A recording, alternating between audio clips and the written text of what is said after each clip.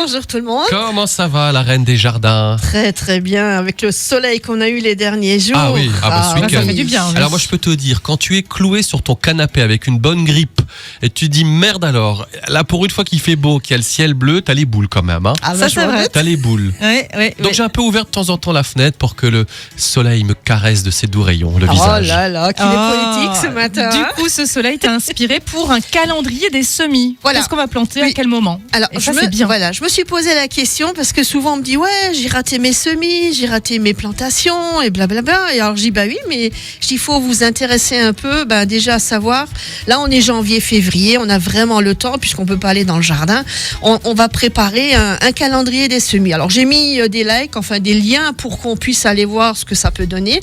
Mais c'est surtout pour dire voilà, ça je vais faire un semis par exemple. Maintenant, on va faire les semis des aubergines, des piments, des poivrons, des choses comme ça. Ah, déjà maintenant? Maintenant, oui, c'est très très long ça. Et puis après, on saura, voilà, au fin mai, après les seins de glace, je vais pouvoir les repiquer. Il y a des choses qu'on va repiquer avant, il y a des choses qu'on va tout de suite planter dans la terre qui sera déjà un peu réchauffée quand même.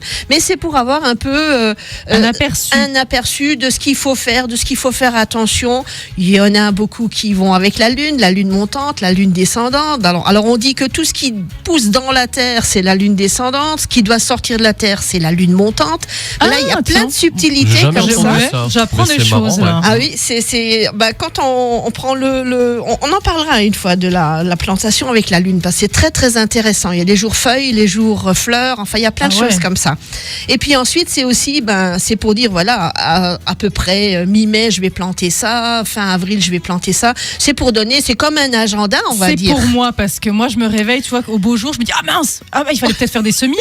Voilà exactement. Et je mets tout dans la terre et après ça vient pas. Voilà, c'est un pense-bête, c'est pour savoir. Okay. Et puis ensuite, ce qui est très très important aussi maintenant, parce qu'on a vraiment le temps, c'est de contrôler ses semis. Alors on va sortir sa boîte à semis. Moi j'ai une boîte où j'ai un peu plein de choses dedans.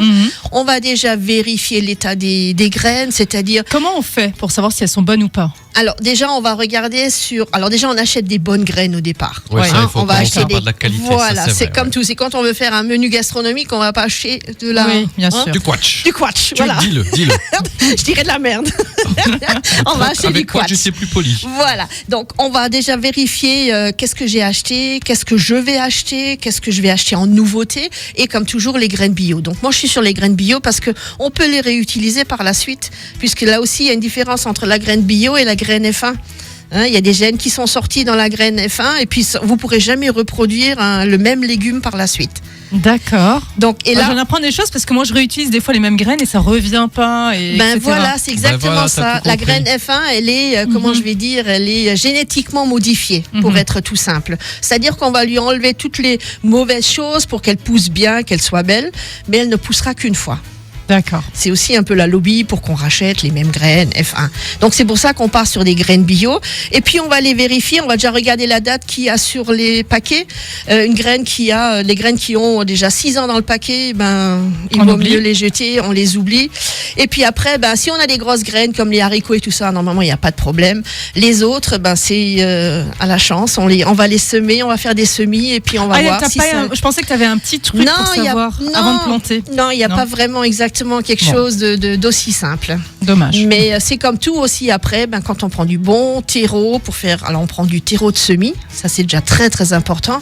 Et puis on va aussi semer en fonction de ce qui a marqué sur le paquet, c'est-à-dire ou profondément ou pas profond, à la surface avec du sable. Enfin il y a plein de choses comme ça. Et puis ça c'est le moment maintenant de dire voilà. Et puis on va peut-être voir aussi est-ce qu'il y a des nouveautés au niveau des légumes et on peut tenter des choses plus originales, qui sortent un peu de l'originalité. Voilà. Tout ça est à retrouver sur notre site. Le thème aujourd'hui, calendrier des semis. Comme dit, tu as mis plein de liens aussi pour le calendrier lunaire, la ferme de Sainte-Marthe, le jardinier paresseux, le jardinier de nos confrères de chez Ouest France. Enfin voilà, plein de liens intéressants.